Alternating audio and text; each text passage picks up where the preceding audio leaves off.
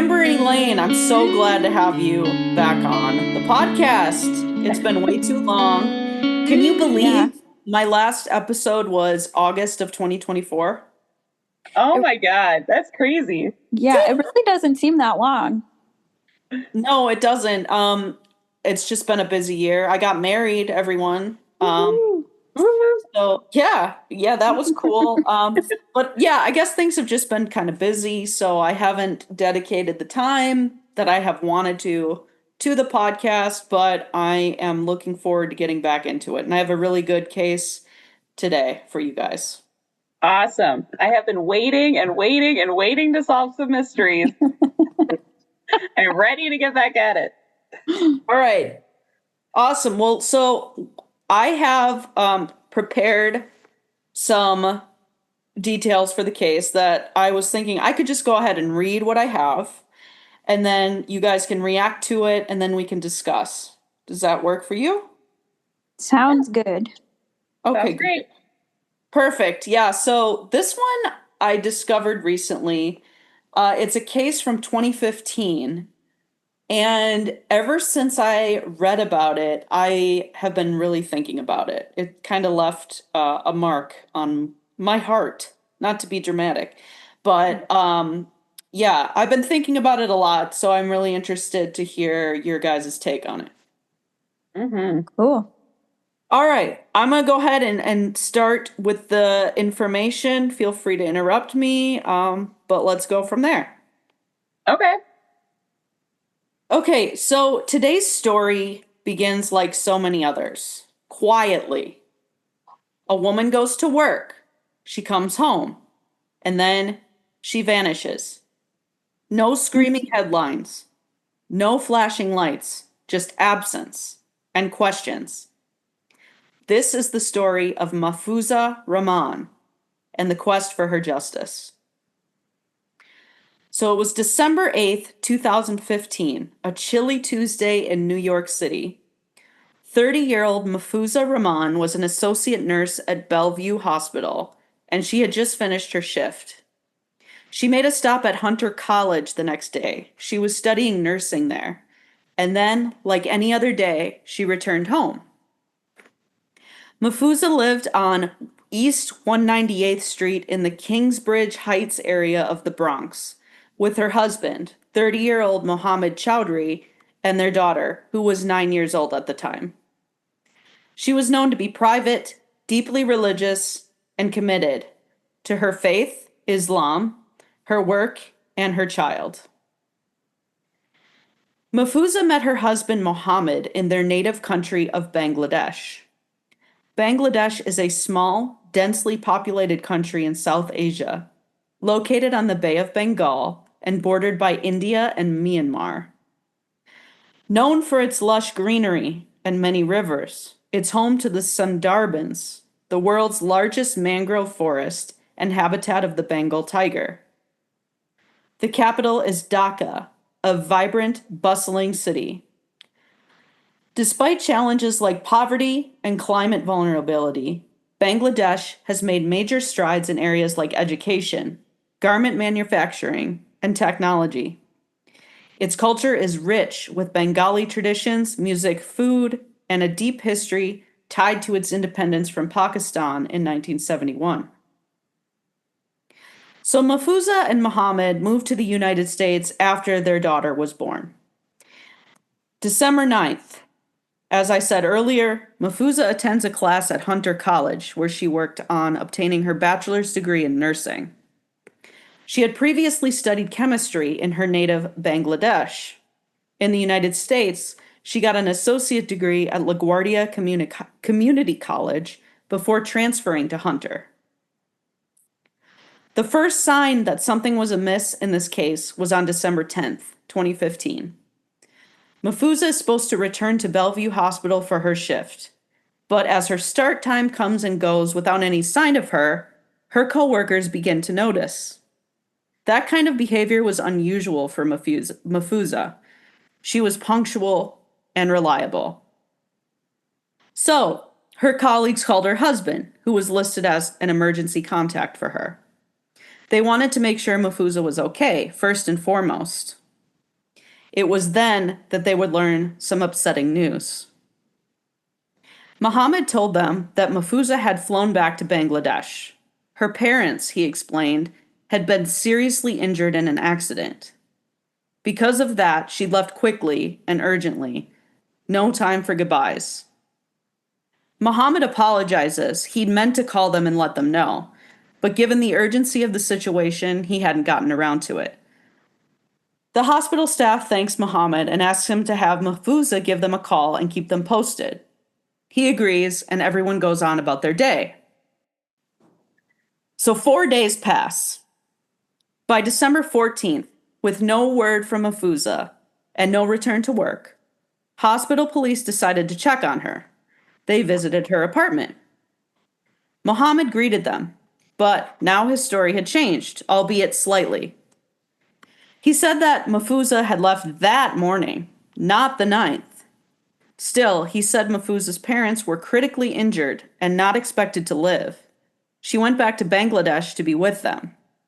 Now, he said that Mahfuza would be back in March. More time passes, this time 3 months. It's March 4th of 2016. When Mahfuza did not return back to work in March, as her husband stated she would, her colleagues at Bellevue encouraged the hospital police to pay another visit to their residence. To their shock and dismay, the house was empty. It wouldn't be until this time, nearly 4 months after Mahfuza was last heard from, that the NYPD officially opened a missing persons investigation when the hospital police contacted them. And when they started digging into the disappearance, the story unraveled. The first red flag arose when police contacted immigration. There was no record of Mahfuza leaving the United States. No immigration stamp, no plane ticket. Police were also able to get in touch with Mahfuza's parents in Bangladesh. Perhaps most shockingly, there had been no accident. No critical injuries. In fact, they hadn't heard from Mahfuza since before she disappeared, back in December. Disturbingly, her husband Mohammed had told them that she had left him for another man. If things weren't already suspicious with Mohammed, there was even more.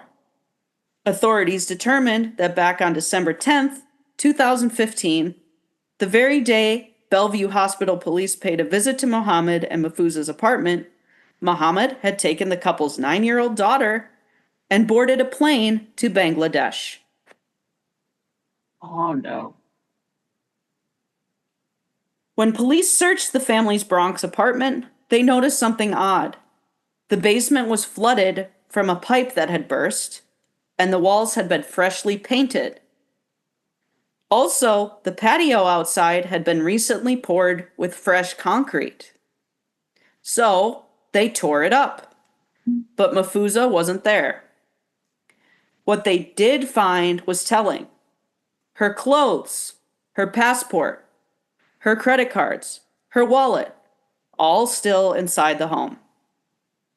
The only thing missing was Mahfuza. And now, with her husband and daughter on the opposite side of the globe, Mahfuza had no other relatives in the United States. It was up to her co-workers, along with police, to keep Mahfuza's case from being forgotten. Mohammed Chowdhury was difficult to reach. He wasn't responding to police, but then, in late March, he called them from Bangladesh. He said the marriage had been troubled, that he wanted to come back to New York, that he feared Mahfuza's family might kill him. Despite not admitting to harming his wife, he did share with police that they had experienced some trouble in their marriage. This stemmed from the fact that Mohammed had been a busboy, then in the U.S., a taxi driver, while his wife was a college-educated woman from an upper-class family. It's unclear if this comes from Mohammed or from others close to the case, but Mohammed did not appreciate the way Mahfuza had, quote, embraced the American lifestyle. He allegedly called his wife a whore during a fight outside their residence. According to her coworkers, Mahfuza routinely spoke about her young daughter, but never mentioned her husband. She never accepted invitations to get together with her colleagues outside of work. Mohammed promised he would return to the United States to speak to the police about his wife's disappearance, but he didn't come back, and he still has not. And then came one last detail, one uncovered as police continued to investigate Mahfuza's disappearance. And this is upsetting. One chilling, traceable purchase. On the morning of December 10th, just hours after Mahfuza was last seen, her husband, Mohammed Chowdhury, walked into a store. He bought a 16-inch camping axe and packing tape. Oh, no. So 10 years have passed now since Mahfuza disappeared. What, if anything, did her then 9-year-old, now 19, witness in her home the day of her mother's disappearance? One of Mahfuza's colleagues at Bellevue Hospital, by the name of Tiani Morales, has been instrumental in working to discover what happened to her friend. She told the Vanish podcast about some correspondence she had with Mahfuza's brother via Facebook and Google Translate. Mahfuza's family is in Bangladesh and they do not speak English, so this has been an extra layer of difficulty for them. Tiani, Mahfuza's friend, stated that when Mahfuza's brother visited the United States shortly after Mahfuza disappeared, he noticed that her 9-year-old child was crying, asking for her mom.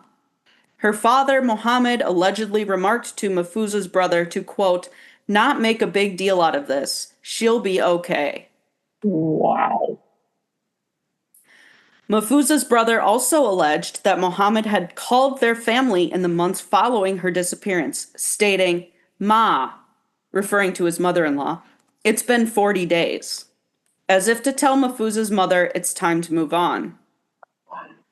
Ever since December 10th, 2015, Mahfuza and Mohammed's daughter was uprooted from her familiar surroundings in New York to Bangladesh. Police have named Mohammed Chowdhury the prime suspect in Mahfuza's disappearance. Unfortunately, evidence in the case is purely circumstantial. They just don't have the missing pieces to bring a case against him. Further, Bangladesh has no extradition treaty with the United States. So, as far as I understand it, there is no legal way to compel Mohammed to return to the U.S. If it weren't for Tiani's persistence, for the concern of her and her other colleagues at Bellevue Hospital, Mahfuza may have never been reported missing at all. For now, her name joins the quiet list of thousands of people, but not forgotten. Now, if you're like me, I can imagine you find this story haunting, frustrating, and infuriating. Clearly, an extreme injustice has occurred. It seems glaringly obvious, yet the path to justice seems to be blocked off at any point. So what can we do to help? First, if you have any information on the disappearance of Mahfuza Rahman, you can contact the Bronx Homicide Squad at 718-378-8083. And anonymous calls can also be made to NYPD Crime Stoppers at 1-800-577-TIPS, TIPS.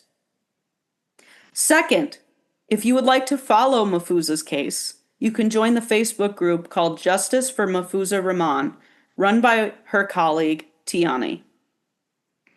Finally, share Mahfuza's story with anyone and everyone you know. The more people who are aware of this case, the better. Keep talking about it. At the time of her disappearance, Mahfuza Rahman was about 5 feet 3 inches tall, with black hair and brown eyes. Police would like to speak to Mohammed Chowdhury about the circumstances surrounding his wife's disappearance. He is believed to be living in Comilla, about 65 miles from the Bangladesh capital of Dhaka. Mohammed since remarried. And photos of both Mohammed and Mahfuza will be posted on our Instagram page at 143 Mysteries. That's what I got for you guys. So that's a lot to take in. Take a deep breath. Let's digest this. Let's unpack it. Wow. I'm assuming you guys can hear me. Yes. Okay. So thoughts, like initial thoughts, take your time. I mean, Initial thoughts, it's horrifying. Mm-hmm. I completely agree.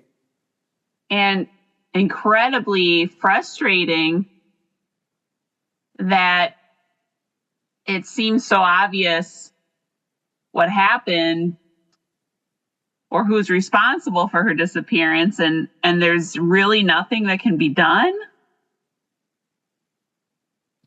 Yeah, it's very upsetting and infuriating. Yeah, I guess I'm pretty speechless. Yeah. Yeah. Mm-hmm. You know, this podcast it's about unsolved mysteries. And it's almost as if, I mean, on some level, it's like, I don't know what the law is. Like, can I publicly accuse somebody of something? Like, look, it's like, I kind of, like, I have a pretty good idea of what happened here. Right. But also, like, it is unsolved in the sense, like, what happened? Right. Mm-hmm. And she deserves that justice. Yes. Like, what happened and why then? Like, was there anything in particular that prompted it? I don't know. Yeah, so there were a few things I listened. So the podcast called Vanished, the Vanished podcast, did a really good episode on this case, which is where I learned some information. And they actually interviewed Tiani, who was Mafuza's friend at Bellevue Hospital, where they worked as nurses. Oh. And so she shared some details. I guess I'm unclear where this detail came from, but it's alleged that I guess Mohammed wanted his mother to move from Bangladesh into their house in New York, and I guess Mahfuza didn't think that was a good idea. Okay. So that might have been a source of conflict for them.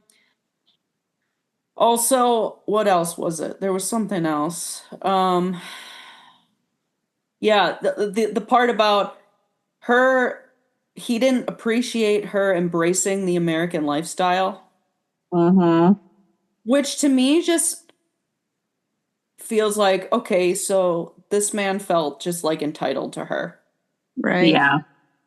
Mm-hmm.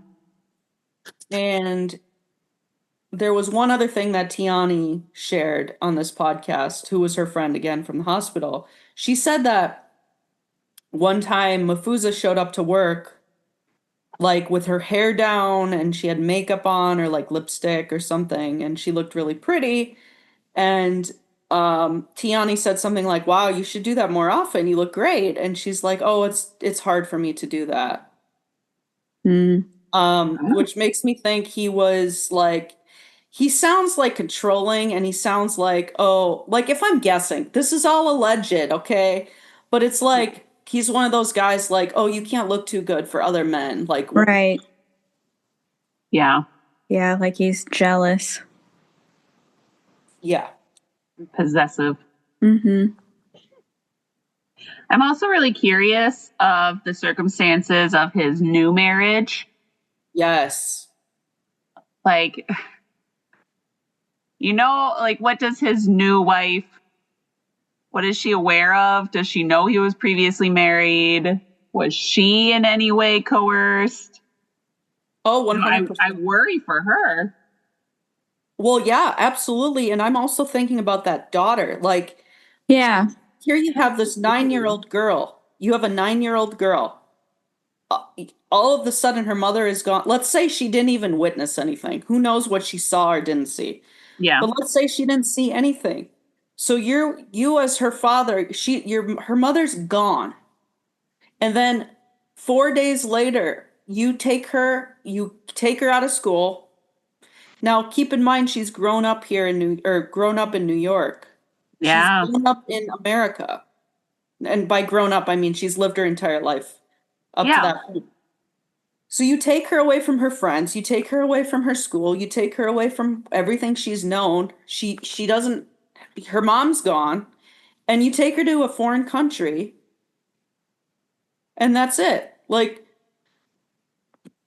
that scares me too, because it's like, what are you telling the daughter about her mother? Like, Right.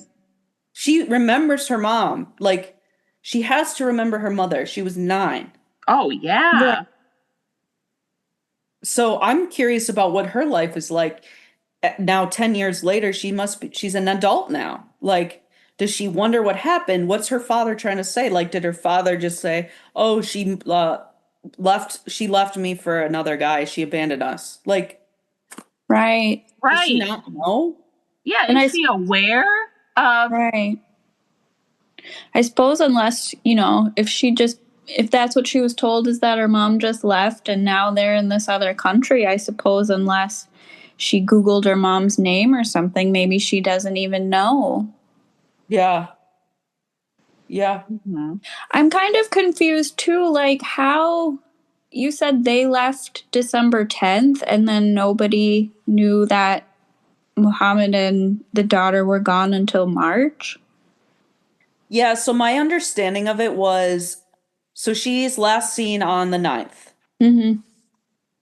She's supposed to show up to work the 10th. She doesn't show, or no, wait, what is it? No, okay. Yeah, she's supposed to show up the 10th. She doesn't show up. So that's when they call him, and he says that your parents were in this accident. Mm-hmm. And then they're like, okay, well, like, just keep us posted, right? And so then 4 days later, on the 14th, is when the hospital police, which I didn't know hospitals right. had police, but that's interesting. That's when they went to their house. And then he changed his story a little bit and said she left that morning, which I don't. Gotcha. That's a dumb lie also. Like, why would you change that? Like, if she left, like. Right. Right. So there's that. And then, so I guess what happened is, to answer your question, so she's last seen the 9th. She doesn't show up on the 10th. They call. He says that the parents are in the accident. Mm-hmm. 4 days pass. It's December 14th. She still doesn't show back up to work. They go to their house or their apartment. And then he says he repeats this stuff about the accident. And that same day they leave the country. But he tells them, oh, she's flown back to be with her parents. They're not expected to live. She's going to be with them for some time, and then she's going to return to work in the United States in March. Right. So I guess they took his word for it. I mean, right. But I'm like, I don't know, maybe it's different in New York because I don't live in a big city. But if the cops went back in March and then they see, the basement's flooded and there's this new patio and stuff, I understand the people at the hospital, they're taking his word for it. They're not going to go there and check in on him or anything. But how did no neighbors notice there's no activity there? Oh, that's a great question. Because I don't really talk to some of my neighbors, but I feel like I would notice if I didn't see 4 them. months. Absolutely. Yeah. I'm glad you brought up the neighbors, because that was another thing that I learned from the Vanish podcast. So he did say something to a neighbor. Oh. Apparently he said, can you keep an eye on my house? I have to go back to my country. Oh, gotcha. But he didn't elaborate. And so his other neighbors said like that they were quiet and Mhm. that they didn't really talk unless they were spoken to. Like if you said hi to them, they would say hello. Mhm. And then somebody else said they didn't really see Muhammad that often. They mostly saw Mahfuza outside playing with her daughter. Uh, But yeah, so I'm not clear. Like there was that one detail I read that he called her a whore or something Mhm. after during a fight. I don't know where that came from. If that came from somebody who heard it, if that came from her, if that came from a friend that she confide. I don't know where that detail came, but that is something I read.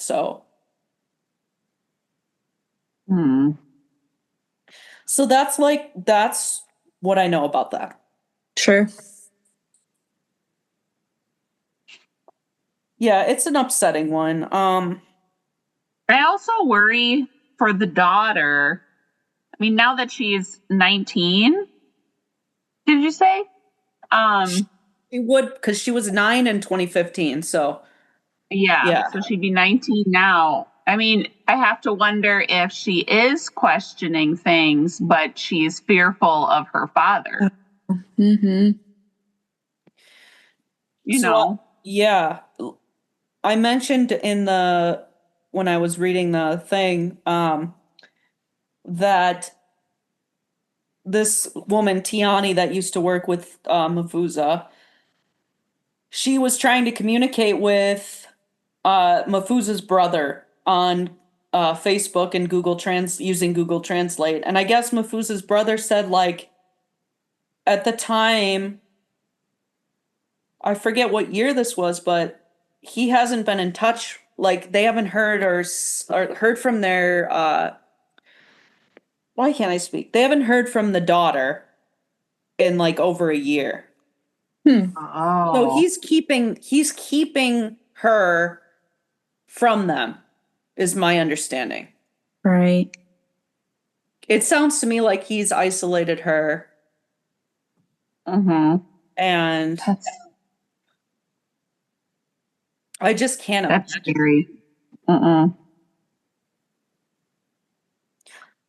So yeah, her case is not very well known. And like I said, if it wasn't for her friend Tiani, like it's possible she never would have because it's easy to say she just went back to Bangladesh to be with her parents. Right. I'm like, who's gonna question that? Like, but if it wasn't for her Okay. digging into it,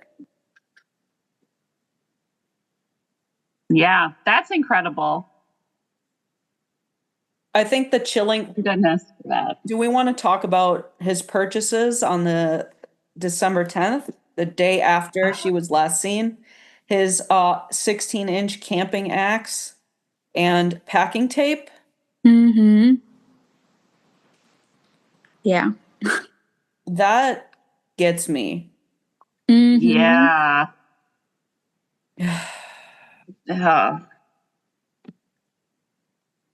I don't know the legalities of like accusing a person, but like, hey, I'd love to interview this guy. Not that he would ever come on my podcast, but he's been reached out to by like different news organizations and he doesn't answer, Right. which of Yeah, course I'm you're not sure going he to doesn't. answer. But dude, But you're not it doing just yourself any favors. Go ahead, Elaine. it just seems like, did you say they lived in the Bronx? So Yes. in a large crowded city, I'm just it seems like just the semantics of disposing of a body or hiding a body, you'd think there'd be some trace somewhere, somehow, if they did a thorough search of the home. And Mhm. I just don't know how they didn't come up with anything. That's what I was wondering too. Like, did they? I mean, I don't know how long. If you think about the implications of what you could do with a camping axe, Right. you'd think there'd be some evidence of that somewhere. Maybe. Maybe there was evidence in the basement, but it was flooded. Oh, yeah. They got there. So Oh, yeah. maybe. Yeah. I did, when you said that, I did wonder if he flooded it intentionally. That Mhm. seems likely. That's actually, I'm glad you said that again, Amber. I'm glad because that is what the police believe. They believe evidence was destroyed and that happened intentionally. Sure. Yeah. This is NBC New York. New details emerge in mysterious 2015 disappearance of NYC nurse. Let's see. 30 years old. Let's see what the update is. It's something I didn't know. Well, it was in 2017 that they published it. The search was delayed because her husband told her colleagues she had a family emergency and needed to take time off work. Her husband told her coworkers that she had flown back to their native Bangladesh to care for her parents who were injured in an accident. Neighbor Jose Garcia told NBC New York that the last time he saw Mahfuza's husband, he told him to watch his house so he could go to his native country of Bangladesh. Travel records show that Mahfuza's husband and daughter left the country, but no records showed that Mahfuza traveled with them. Yeah, so the police believe that she's dead. They just don't have. Right. Neighbor Jamie Hewen said he has lived in the neighborhood for about a year and had never seen anything out of the ordinary at their house. Okay, the amount of ads on this is absolutely insane. Yeah. But you get the idea. Mm-hmm. What are the new details? Okay. Yeah. Yeah, none of that was new.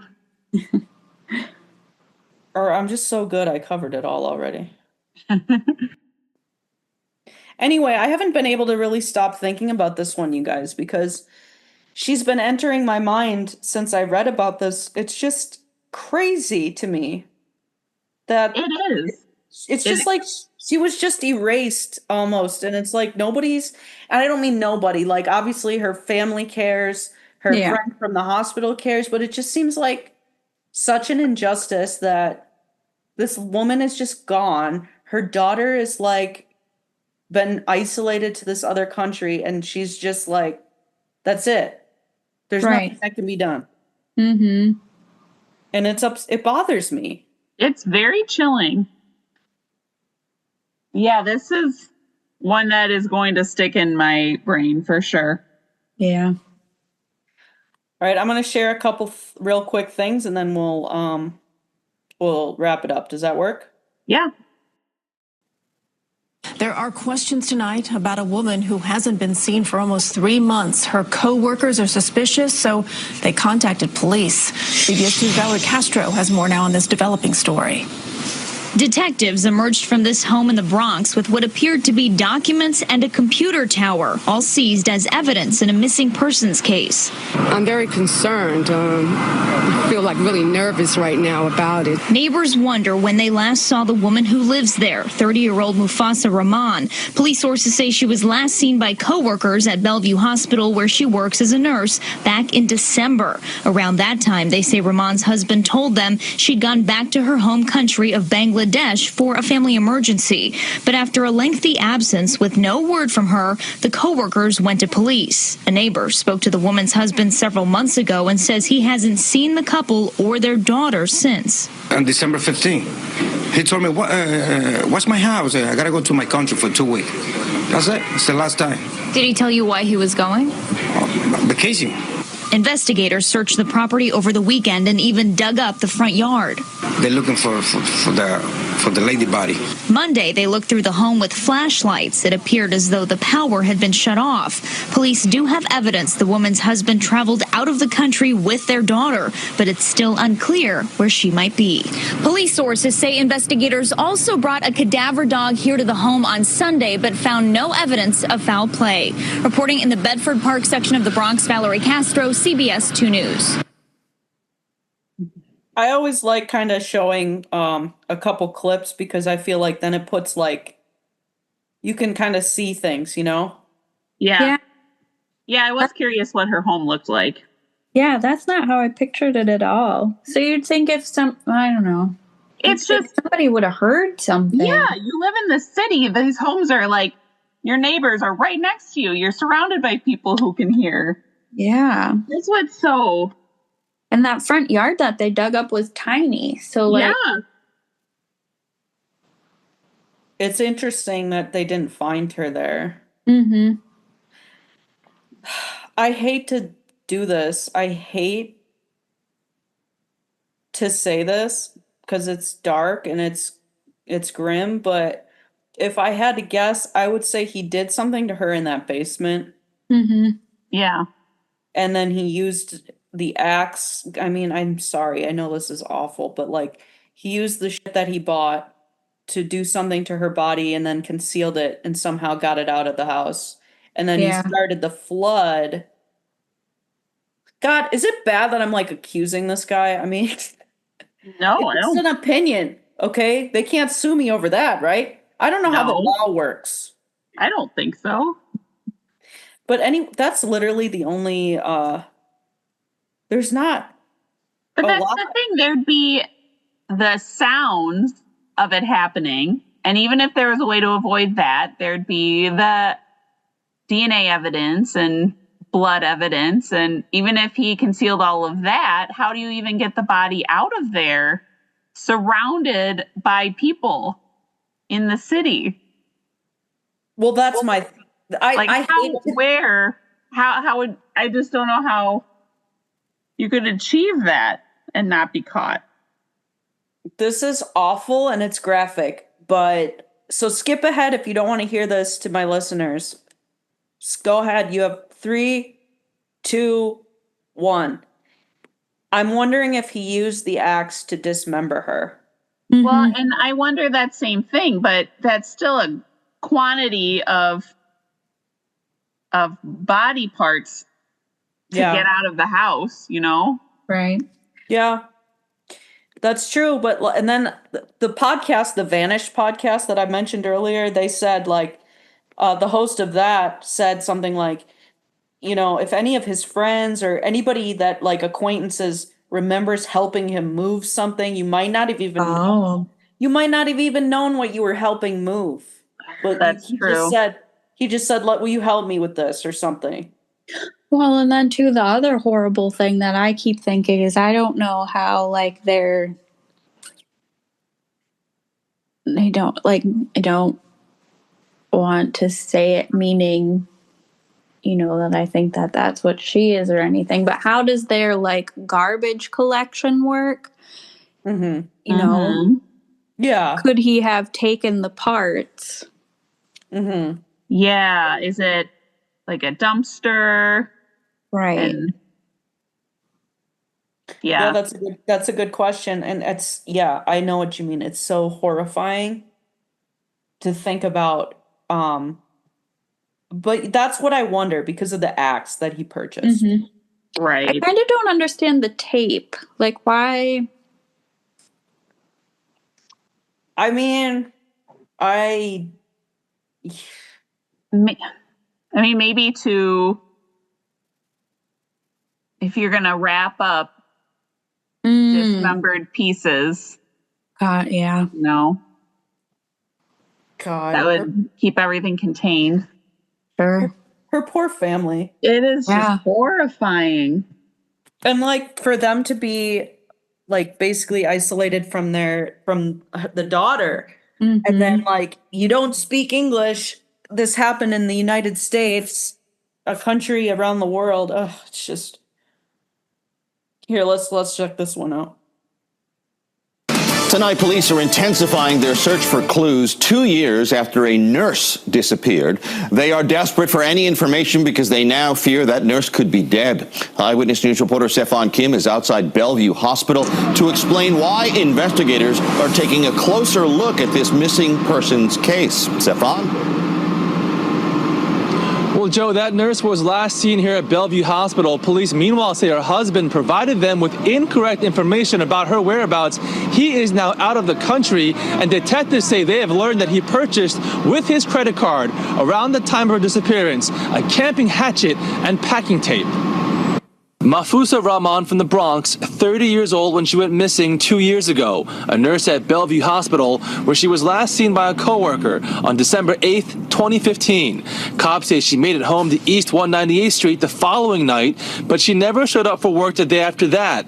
At the time, her husband told cops she flew home to her native Bangladesh because her parents were in a car accident, but detectives later learned that wasn't true. He told me, watch my house because I gotta go to my country, and the Bangladesh. Well, I never see him before. After this, his neighbors that following March told Eyewitness News he left his home just days after his wife's disappearance. Investigators never had a chance to speak with him in person. His wife never quit her job, and she has since vanished on social media. Detectives, however, did find her wallet, credit cards, and passport. Now, the couple has a daughter who was 9 years old at the time, and she is now also believed to be in Bangladesh. Detectives have hit a dead end with this case and are asking for the public's help. We posted this story on my Facebook page and our ABC7 Facebook page to share this to help get the word out. Reporting live at Bellevue Hospital, Stefan Kim, Channel 7, Eyewitness News. Yeah, so you get the gist. I don't think we're going to uncover anything new from these clips, but I'd like to play a couple of them. Yeah. So I guess, my main thing, I guess, to close it out is I just want more people to talk about her. Mm-hmm. And I don't know what is possible is, like, I don't know. It's like, come on, dude. You're not helping yourself. You don't look like, I can't. Somebody else say something. I don't know. Yeah, it just makes me worry now that we're 10 years out. Is there even anything more that can come to light? It's frustrating. Say it one more time, Elaine. I'm sorry. I can't. It makes me wonder if 10 years later, if there is anything more that can come to light. Which is so frustrating because this girl does deserve more. She doesn't deserve just to disappear like that. Her coworker said she never brought up her husband, but would mention her daughter a lot. But she said, I know that they took her to Canada and they took her to Disney World and all this stuff. And I just can't help but think, you've been with this woman for over 10 years. Your daughter's 9.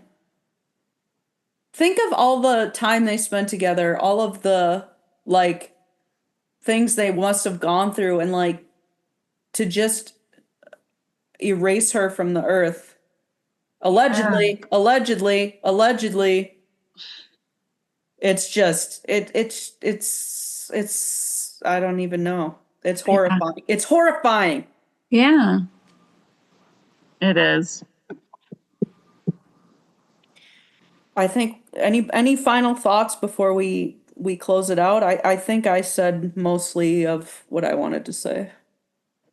I mean, if he was indeed responsible for it,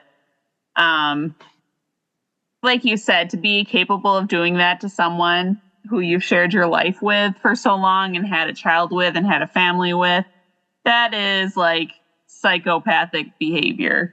And that's what's so scary about him, just living his life with a new wife. Yeah. Yes. It's scary to think that there's other people out there like that too. Absolutely, yeah. They have no conscience, I guess. Please Google people. Look them up. Mm-hmm. Just be vigilant. I mean, it sounds paranoid, but yeah, that actually is a horrifying aspect. These people, his daughter, who knows what his daughter's thinking, but his new wife, it's what do you know? Right. Because he's cut himself off from the Mahfuza's family, so as far as I understand it. So it's she probably doesn't know anything. She's isolated from it. Yeah. especially if he is actively trying to isolate her. Yeah. I mean, yeah, so I'd love to interview him. He's like, I feel like, okay, the fair thing to do, let's give him an opportunity to clear his name, but he's not taking that opportunity. He's not speaking to the police. He didn't like he didn't bother okay. No. She loved her daughter. Mm-hmm. Okay, like she left you for another man. You really think, oh, she's just gonna abandon her daughter? No. No. And why are you lying straight up? You're telling her coworkers her parents were in an accident. Well, okay, I guess you could cover that up by saying, well, I didn't want to embarrass her. She really just left me and left her life. Okay. Oh, right. So why haven't her parents heard from her? Yeah. And why did you leave the country? And why did you buy an axe and a packing tape the day after she was last seen? Right. I would ask him all that. I would have been like, can you clarify? Like, what was the axe for? Yeah. What was the reason for telling her colleagues that her parents were in an accident? So anyway, I don't know. I hope that something happens that brings her family closure. But all I can ask, I guess, is for people to share her story. Because I feel like more people need to know about this. Yeah. Yeah. I'm glad you brought this one to light. I'm glad you chose this for this episode. Mm-hmm. Thank you. I mean, I'm not like a big podcast by any means yet, but it's just like whatever voice I can use, like however many people end up listening to this. I mean, if I can tell one more person about it, Mm-hmm. that's the way I look at it. So, yeah.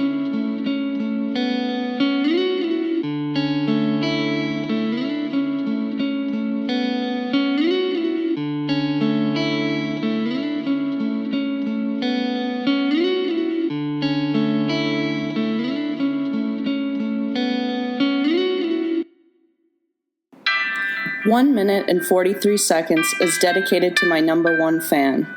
Thanks, Dad. I love you and I miss you.